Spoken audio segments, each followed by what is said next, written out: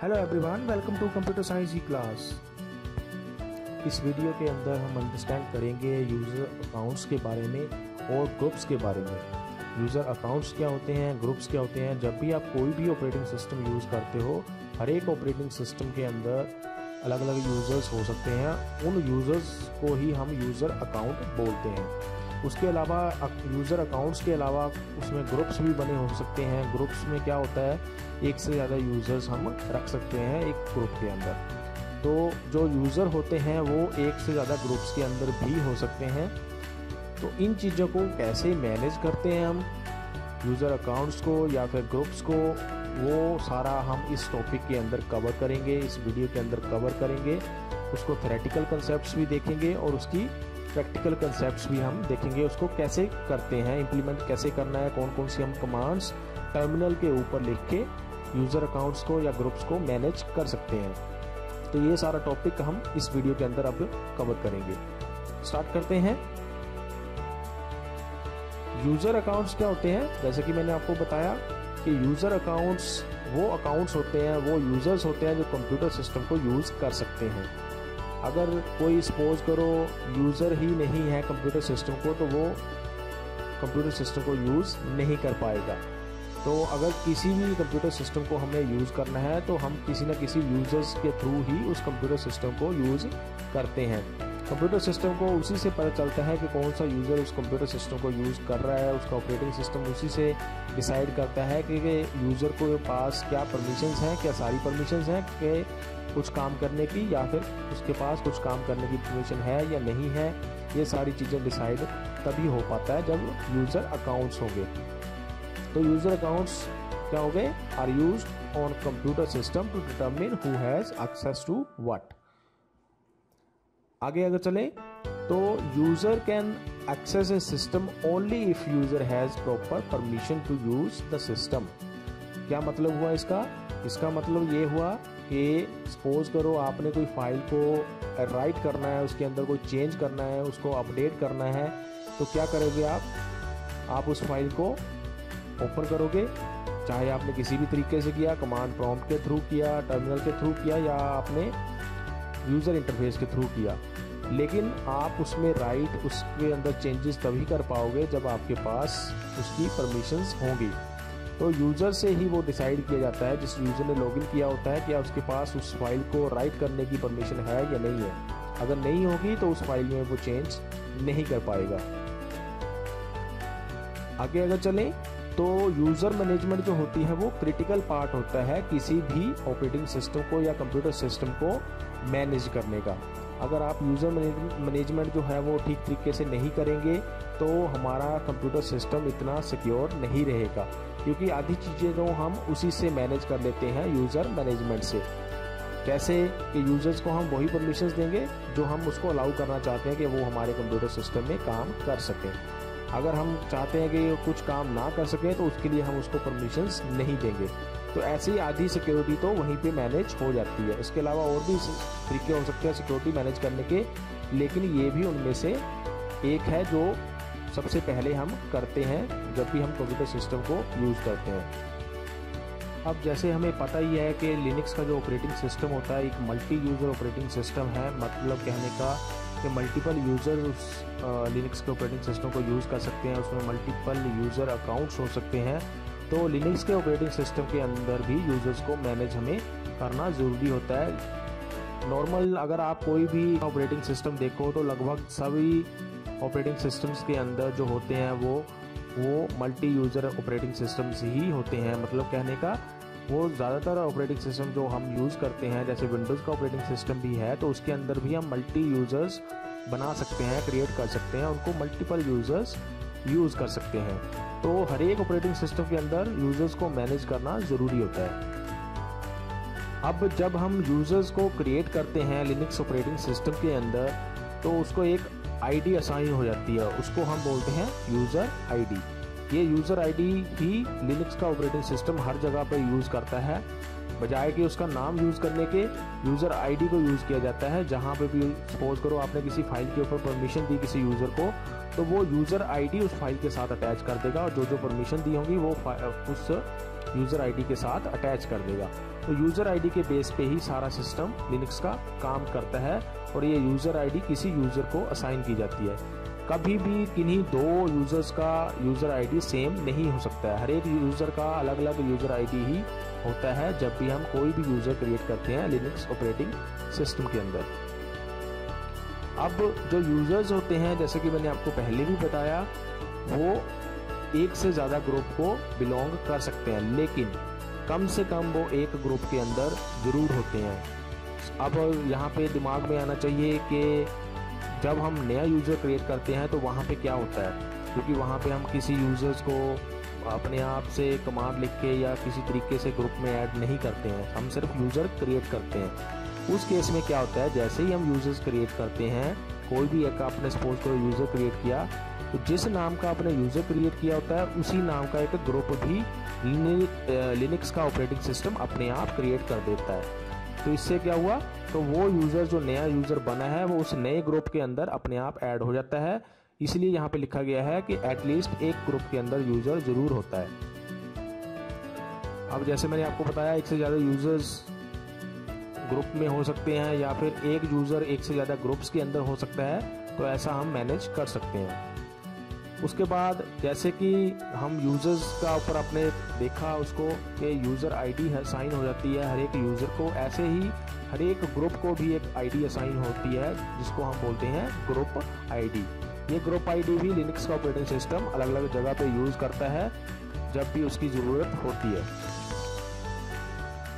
अब जो यूज़र्स होते हैं वो दो टाइप के हो सकते हैं किसी भी लिनक्स के ऑपरेटिंग सिस्टम के अंदर। एक होता है रूट यूज़र और एक होता है नॉर्मल यूज़र। इन दोनों के बारे में हम थोड़ा सा इसकी इंट्रोडक्शंस देख लेते हैं कि रूट यूज़र क्या होता है और नॉर्मल यूज़र क्या होता है। तो पहले रूट यूज़र देख लेते हैं क्या होता है। रूट यूज़र क्या होता है, इसको हम सुपर यूज़र भी बोलते हैं या फिर एडमिनिस्ट्रेटर भी इसको बोल सकते हैं। जैसे विंडोज़ के अंदर हम नॉर्मली एडमिनिस्ट्रेटर बोलते हैं कि एडमिनिस्ट्रेटर यूज़र बना हुआ है, पहले से ही बना होता है जिसके पास सारी परमिशंस होती हैं। तो रूट यूज़र भी सेम एडमिनिस्ट्रेटर की तरह ही है। जैसे कि हम लिनक्स के ऑपरेटिंग सिस्टम के अंदर यूज़ करते हैं रूट यूज़र को, तो रूट यूज़र के पास सारी की सारी परमिशंस होती हैं। एक स्पेशल यूज़र अकाउंट होता है ये लिनक्स के ऑपरेटिंग सिस्टम के अंदर, जैसे एडमिनिस्ट्रेटर हम देखते हैं विंडोज़ के ऑपरेटिंग सिस्टम के अंदर।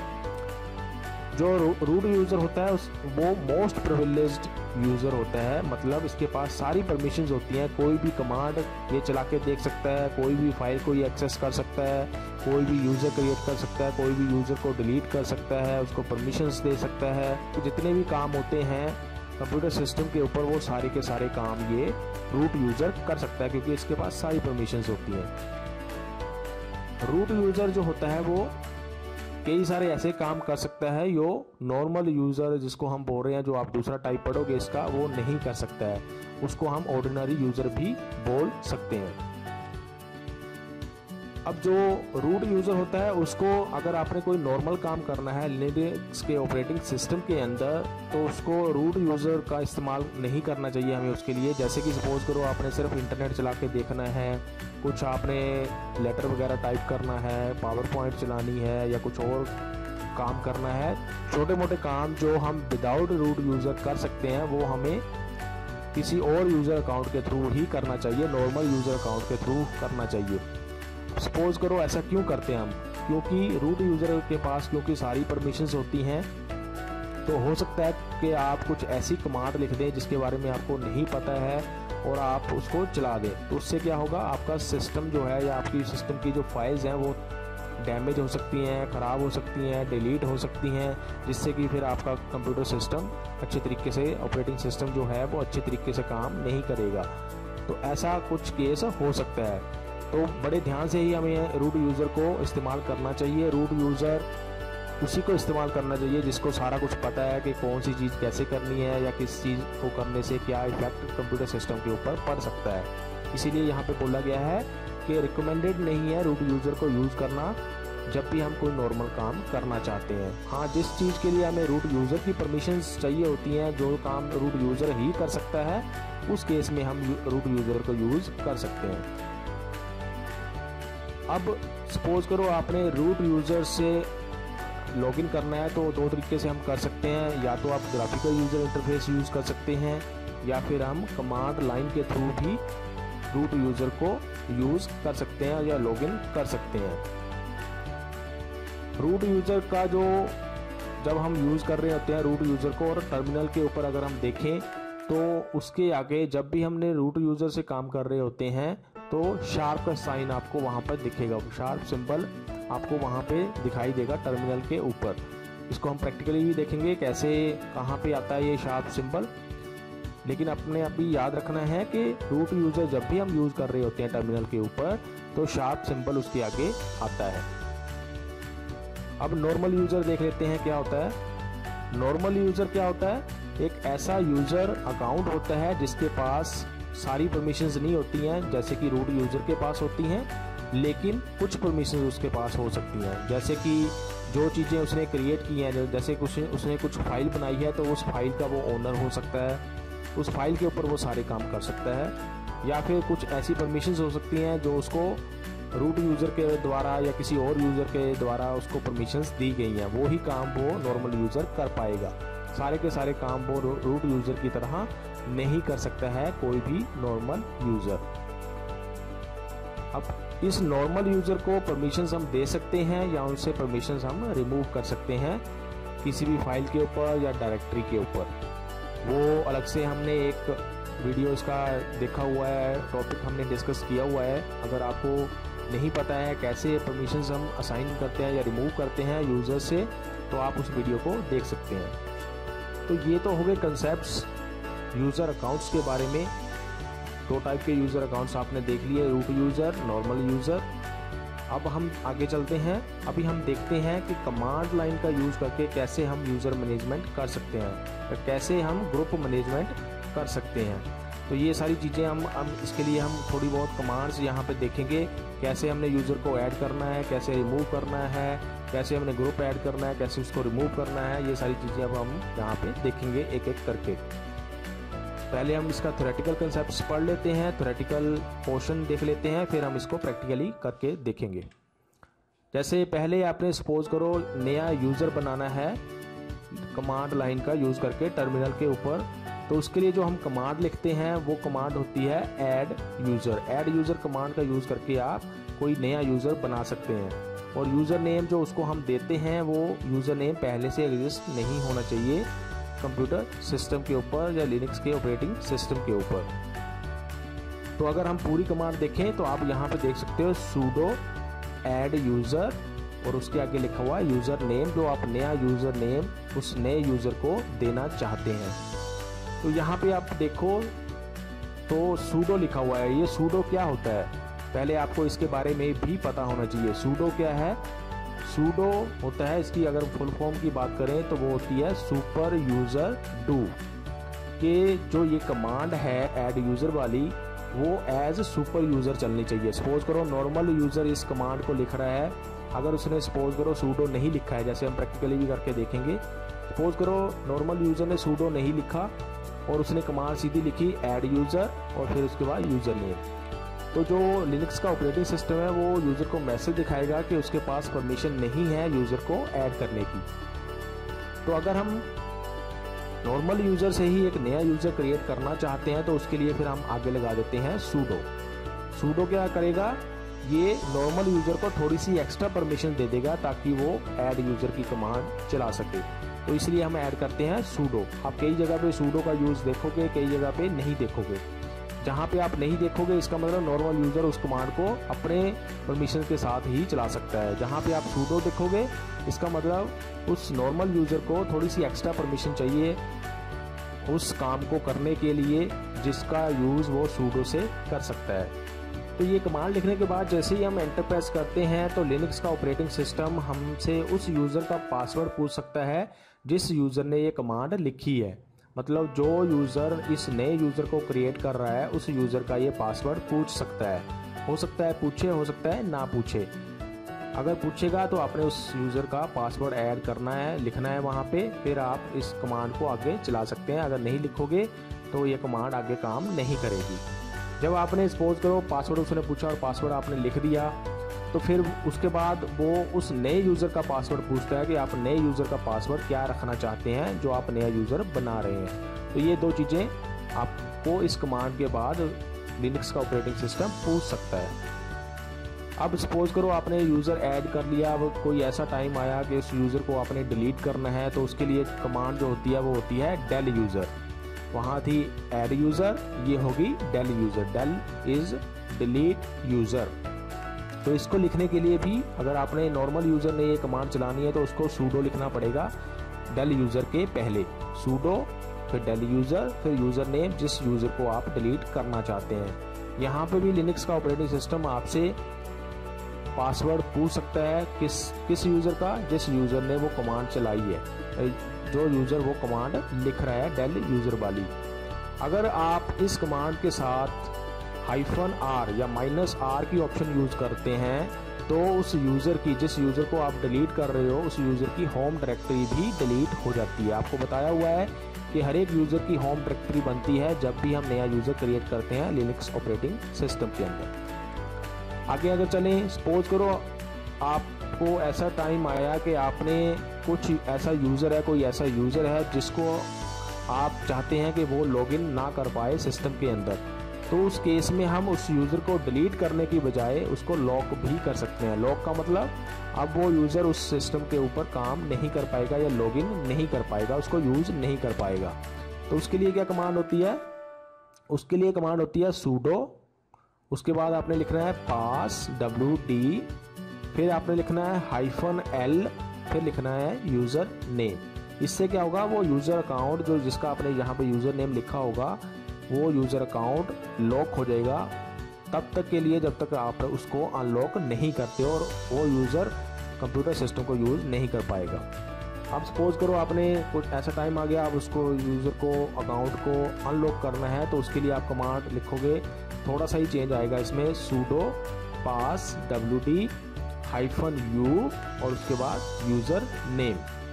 तो ऐसा लिख के जब आप लिखोगे तो उस यूज़र का अकाउंट जो है वो अनलॉक हो जाएगा और फिर वो वाला यूज़र कंप्यूटर सिस्टम को यूज़ करना स्टार्ट कर सकता है, उसके ऊपर काम करना शुरू कर सकता है। आगे चलते हैं। अब सपोज करो आपने करना है नया ग्रुप ऐड, एक नया ग्रुप बनाना है कंप्यूटर सिस्टम के अंदर, तो उसके लिए आप कमांड लिखोगे सूडो ऐड ग्रुप और उसके बाद ग्रुप का नाम। जैसे पीछे आपने ऐड यूज़र पढ़ा, यहाँ पे हो गया ऐड ग्रुप और ग्रुप का नाम।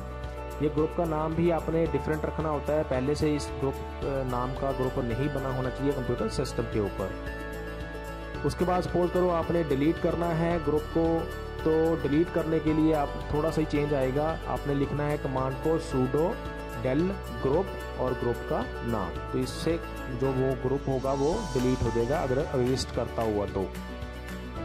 अब सपोज करो आपने इस ग्रुप के अंदर एक नया यूज़र ऐड करना है। ग्रुप के अंदर यूज़र कैसे ऐड करते हैं, उसके लिए क्या कमांड लिखते हैं?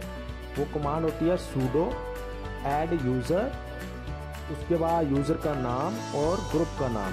तो ये कमांड क्या करेगी, उस यूज़र को जिसका नाम आप यहाँ पे लिखोगे उस ग्रुप के अंदर ऐड कर देगा जिस ग्रुप का आपने यहाँ पे नाम लिखा होगा। ये सूडो आप हर एक जगह पे यहाँ पे देख रहे हो, ये मैंने आपको बता दिया क्यों हम यहाँ पे लिख रहे हैं। अगर सपोज करो यही कमांड आपने रूट यूज़र से लिखनी होती तो सूडो का जो हम यहाँ पे वर्ड या उसको कमांड को लिख रहे हैं सूडो को, वो हमें लिखने की ज़रूरत नहीं पड़ती है।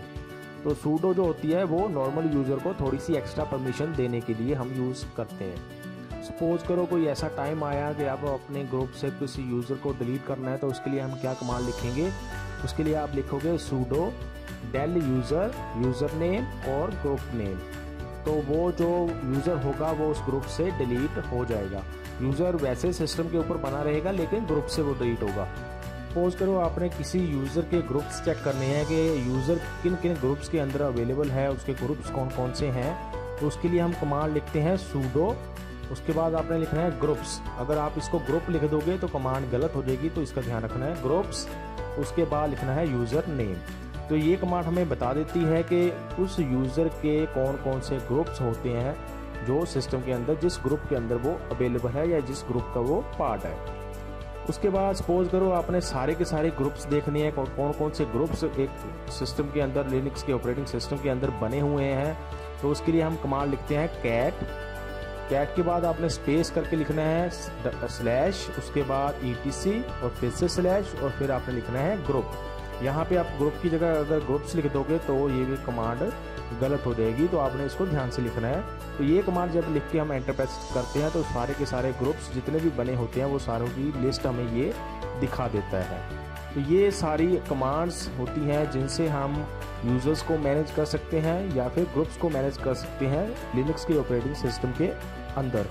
अब हम प्रैक्टिकली इन सारी चीज़ों को, इन सारी कमांड्स को जो हमने यहाँ कमांड लाइन इंटरफेस के ऊपर करनी है उसके ऊपर करके देखेंगे प्रैक्टिकल तरीके से।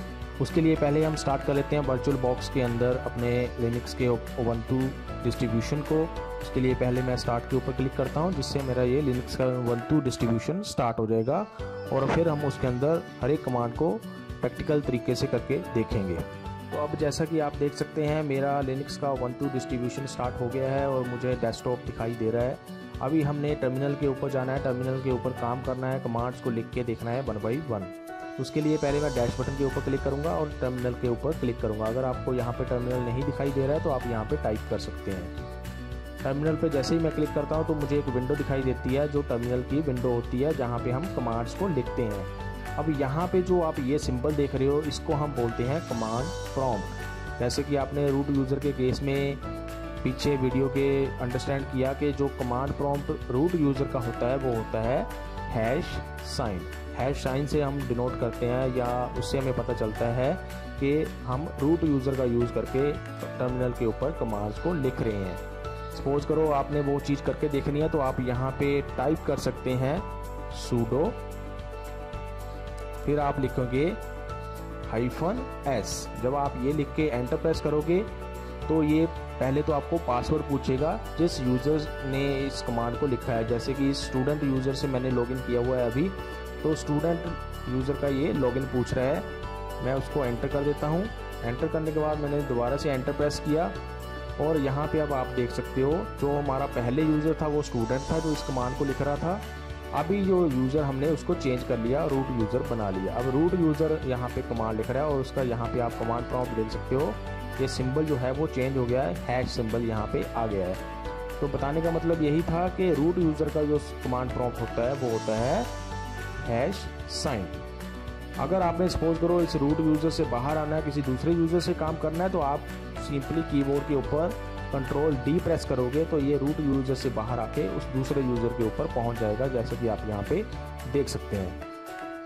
अब जो हमारा एक्चुअल जो काम था जो हमने करके देखना है यूज़र अकाउंट्स का या ग्रुप्स का, वो हम करके स्टार्ट करते हैं। उसको देखते हैं करके।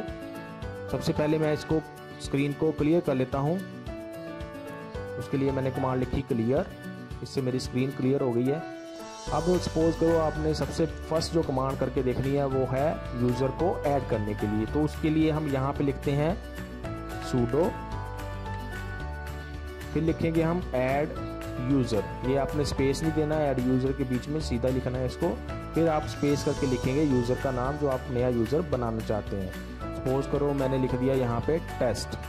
ये टेस्ट नाम हो गया उस नए यूज़र का जो मैं नया यूज़र बनाना चाहता हूँ। इतना लिख के मैंने एंटर प्रेस किया। अभी देखो इसने मुझसे पासवर्ड नहीं पूछा, किसका, जिस यूज़र ने ये कमांड लिखी है, क्योंकि मैंने एक बार वो पासवर्ड एंटर कर दिया है।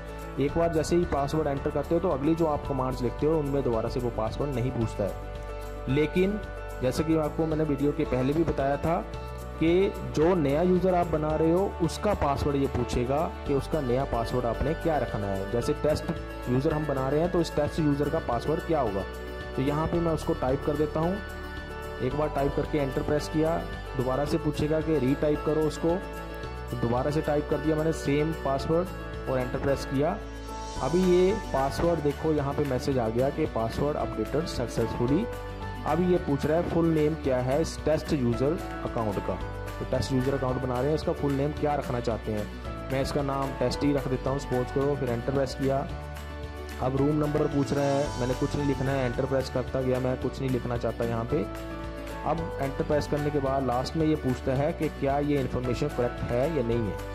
अगर आप वाई प्रेस कर दोगे तो ये इन्फॉर्मेशन सारी सेव हो जाएगी और आपका यूज़र का अकाउंट क्रिएट हो जाएगा। एंटर प्रेस कर दिया और यूज़र का अकाउंट हमारा ये क्रिएट हो गया है। अब सपोज़ करो आप ये चेक करना चाहते हैं कि क्या ये यूज़र सच में ऐड हो गया है या नहीं हुआ है, या कौन कौन से यूज़र्स आपके सिस्टम के ऊपर पहले से ही बने हुए हैं। तो उसके लिए हम कमांड लिखते हैं CAT, और CAT लिखने के बाद आपने लिखना होता है स्लैश, फिर आपने लिखना है ETC, फिर आप लिखोगे PASSWD। ये कमांड लिख के जब हम एंटर प्रेस करते हैं तो हमें ये पूरा उसकी लिस्ट दिखाता है कि कौन कौन से यूज़र्स हमारे सिस्टम के ऊपर बने हुए हैं। आपने पूरी लिस्ट के ऊपर ज़्यादा ध्यान नहीं देना है। इसमें आप स्पेशल देख सकते हो कि यहाँ पे देखो आप रूट यूज़र बना हुआ है, इसके अलावा और कई सारे यूज़र्स बने हुए हैं। ये तभी बन जाते हैं जब हम ऑपरेटिंग सिस्टम को इंस्टॉल करते हैं उबंटू डिस्ट्रीब्यूशन को। अभी सपोज करो आपने और चेक करना है तो लास्ट में आप देखो जैसे यहाँ पे स्टूडेंट नाम का यूज़र बना हुआ है और टेस्ट नाम का यूज़र भी यहाँ पे बन गया है जो हमने अभी क्रिएट किया है या बनाया है। तो ऐसे आप चेक कर सकते हैं कौन कौन से यूज़र्स बने हुए हैं। आगे अगर चलें, सपोज करो जैसा कि मैंने आपको वीडियो के पहले भी बताया कि आपने सूडो शब्द का यूज़ नहीं करना है। जैसे मैं लिखूँ यहाँ पे ऐड यूज़र और उसके बाद मैंने लिख दिया test2। सपोज करो मैं test2 नाम का एक यूज़र क्रिएट करने की कोशिश करता हूँ नॉर्मल यूज़र से। स्टूडेंट जो है वो एक नॉर्मल यूज़र अकाउंट है, इससे मैंने ये कमांड लिखी, सूडो शब्द मैंने यहाँ पे यूज़ नहीं किया। अभी मैं लिखो इसको एंटर प्रेस करता हूँ तो यहाँ पे देखो ये मैसेज दे दिया इसने, एरर मैसेज कि ओनली रूट में ऐड ए यूज़र और ग्रुप टू द सिस्टम, के रूट यूज़र का अकाउंट ही एक नया यूज़र ऐड कर सकता है। तो इसीलिए जैसा कि मैंने आपको वीडियो में पहले भी बताया था कि हमें सूडो कमांड को भी यूज़ करना पड़ता है कुछ कमांड्स के साथ, अगर हमने नॉर्मल यूज़र को कुछ एक्स्ट्रा परमिशन देनी है कमांड को चलाने के लिए। इसलिए हम सूडो इस कमांड के साथ यूज़ कर रहे हैं। तो ये तो हो गया ऐड यूज़र। अब सपोज करो इसी यूज़र को आपने डिलीट करना है जो हमने अभी क्रिएट किया है, तो हम लिखेंगे सूडो, फिर हम लिखेंगे डेल यूज़र और फिर हम उस यूज़र का नाम लिखेंगे जो हमने क्रिएट किया था या डिलीट हम करना चाहते हैं। तो ये लिख के जब हम एंटर प्रेस करेंगे तो हमारा जो यूज़र है टेस्ट नाम का वो डिलीट हो जाएगा, जैसा कि यहाँ पे मैसेज में आप देख सकते हो। अभी दोबारा से हम कमांड अगर चला के देखें जिससे हमें पूरी लिस्ट मिलती है यूज़र्स की, तो अभी आप चेक कर सकते हो यहाँ से टेस्ट नाम का यूज़र डिलीट हो गया है। अब सपोज करो हमने नेक्स्ट कमांड चला के देखनी है जो है लॉकिंग ए यूज़र नेम, या एक यूज़र अकाउंट को अगर आपने लॉक करना है तो उसके लिए क्या कमांड हम लिखते हैं, कैसे लिखते हैं। तो उसके लिए दोबारा से मैं इसी अकाउंट को ऐड कर लेता हूँ जो अभी हमने क्रिएट किया था, जिसको हमने डिलीट भी कर दिया है। उसके लिए मैंने कमांड दोबारा से लिख देता हूँ सूडो ऐड यूज़र टेस्ट, ताकि हमारा ये यूज़र दोबारा से क्रिएट हो जाए। इसके लिए पासवर्ड मैं एंटर कर देता हूँ, उसके बाद फुल नेम भी एंटर कर दिया और वाई प्रेस कर दिया ताकि हमारी ये इन्फॉर्मेशन सेव हो जाए।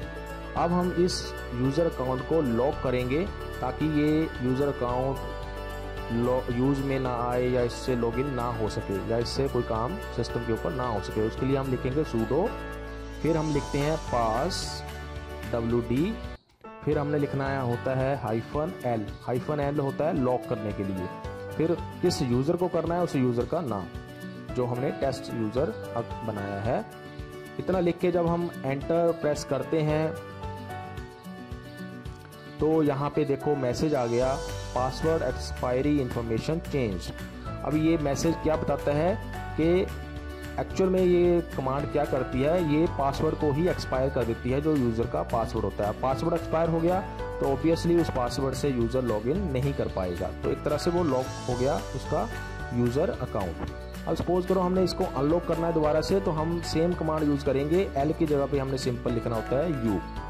ऐसे लिखने से तो यहाँ पे दोबारा से वही मैसेज आया पासवर्ड एक्सपायरी इन्फॉर्मेशन चेंज। अब पासवर्ड उसका जो एक्सपायरी इन्फॉर्मेशन थी उसने दोबारा से चेंज कर दी सिस्टम ने, और अब यूज़र लॉगिन कर सकता है उसी पासवर्ड को यूज़ करके जिससे जो हमने पहले इसको यूज़र को क्रिएट करते टाइम पे दिया था। तो ऐसे हम यूज़र्स को ऐड, डिलीट, उसको लॉक और उसको अनलॉक कर सकते हैं। ये तो हो गया यूज़र अकाउंट्स को क्रिएट करने का या डिलीट करने का तरीका। अब हम करते हैं ग्रुप्स को ऐड करने का तरीका देखते हैं, उसकी कमांड देखते हैं क्या होती है। अगर सपोज करो आपने नया ग्रुप बनाना है सिस्टम के अंदर, तो उसके लिए हम लिखते हैं सूडो, फिर आगे लिखते हैं हम ऐड यूज़र की जगह पे अब हम लिख देते हैं ऐड ग्रुप। उसके बाद नए ग्रुप का नाम जो आप रखना चाहते हैं, जैसे मैंने सपोज करो नए ग्रुप का नाम रखना है ग्रुप टेस्ट, ये ग्रुप टेस्ट मैंने नाम रख दिया इसका। अभी इतना लिख के मैंने एंटर प्रेस किया तो ये एक यूज़र जो है ग्रुप जो है वो क्रिएट हो जाएगा। अभी यहाँ पे आप देख सकते हो इसको एक आईडी भी असाइन हो गई है। जो ग्रुप आईडी आपने वीडियो के शुरू में भी पढ़ा था कि हर एक ग्रुप को भी एक आईडी असाइन होती है और एक यूज़र को भी एक नई आईडी असाइन होती है, जैसे कि आप यहाँ पे देख रहे हो। तो अब ये ग्रुप हमारा क्रिएट हो गया। अब सपोज करो हमने सारे ग्रुप्स की लिस्ट देखनी है कि कौन कौन से ग्रुप्स हमारे सिस्टम के अंदर बने हुए हैं। तो उसके लिए हम कमांड लिखते हैं CAT, फिर हम स्पेस /etc, फिर हम लिखते हैं ग्रुप। इतना लिख के जब आप एंटर प्रेस करोगे तो ये सारे ग्रुप्स की आपको लिस्ट यहाँ पे दिखा देगा, जितने भी ग्रुप्स इस सिस्टम के अंदर बने होंगे। ये पूरी एक बड़ी सी लिस्ट होती है। जो कुछ ग्रुप्स हैं जब हम ऑपरेटिंग सिस्टम को इंस्टॉल करते हैं वो अपने आप ही बन जाते हैं, और कुछ ग्रुप तब बनते हैं जैसे जैसे हम यूज़र्स क्रिएट करते जाते हैं। हर एक यूज़र के नाम का एक ग्रुप भी बन जाता है, जैसे कि मैंने आपको पहले भी बताया था। और कुछ ग्रुप हम खुद बनाते हैं, जैसे टेस्ट नाम का एक मैंने ग्रुप खुद नहीं बनाया है, ये तब बना है जब मैंने टेस्ट नाम का यूज़र क्रिएट किया था। और ये ग्रुप टेस्ट नाम का भी मैंने ग्रुप बनाया है जो नया ग्रुप इसमें ऐड हो गया। तो ऐसे हम ग्रुप को चेक कर सकते हैं कमांड को यूज़ करके। अब सपोज करो हमने किसी ग्रुप के अंदर एक यूज़र को ऐड करना है, तो उसके पहले हम चेक कर लेते हैं कि उस यूज़र के पास कौन कौन से ग्रुप्स हैं। जैसे हमने नया यूज़र क्रिएट किया था, हम पहले चेक करते हैं कि उस यूज़र के पास कौन कौन से ग्रुप्स हैं। तो उसके लिए आप कमांड लिखते हैं सूडो, फिर आप लिखते हैं ग्रुप्स, यहाँ पे S लगाना ज़रूरी है, और उसके बाद यूज़र का नाम जिसके लिए हमें चेक करना है कि कौन कौन से ग्रुप्स अवेलेबल हैं और या किस किस ग्रुप के अंदर वो एग्जिस्ट करता है। उसको यूज़र का नाम लिखना है, जैसे हमारा उस यूज़र का नाम था टेस्ट, एंड लिख के मैंने एंटर प्रेस किया। अभी आप देखो यहाँ पे जो ये टेस्ट लिखा हुआ है ये है यूज़र का नाम, और इसके आगे जो ये टेस्ट लिखा हुआ है ये है ग्रुप का नाम। अभी ये टेस्ट नाम का यूज़र टेस्ट नाम के ग्रुप के अंदर ही अवेलेबल है। अब सपोज करो हमने जो नया ग्रुप बनाया है ग्रुप टेस्ट नाम का, उसके अंदर हम इस यूज़र को ऐड करना चाहते हैं। तो उसके लिए आपने कमांड लिखनी है सूडो ऐड यूज़र। अभी हमने इसके बाद लिखना है यूज़र का नाम, वो नाम है टेस्ट, और उसके बाद हमने लिखना है ग्रुप का नाम, वो ग्रुप का नाम है हमारा ग्रुप टेस्ट। इतना लिख के जब हम एंटर प्रेस करेंगे तो इस ग्रुप के अंदर जो ग्रुप टेस्ट नाम का ग्रुप है उसके अंदर टेस्ट नाम का यूज़र ऐड हो जाएगा। अब सपोज करो दोबारा से हम वही कमांड चलाते हैं जिसके अंदर हम चेक कर रहे हैं कि किसी यूज़र के पास कौन कौन से ग्रुप्स हैं। तो वो मैंने लिखा sudo groups test, enter press किया। अभी आप यहाँ पे देखो तो टेस्ट नाम के यूज़र जो है वो दो ग्रुप्स के अंदर अभी अवेलेबल है, एक टेस्ट नाम का ग्रुप और एक ग्रुप टेस्ट नाम का ग्रुप, जिसके अंदर अभी हमने उसको ऐड किया है।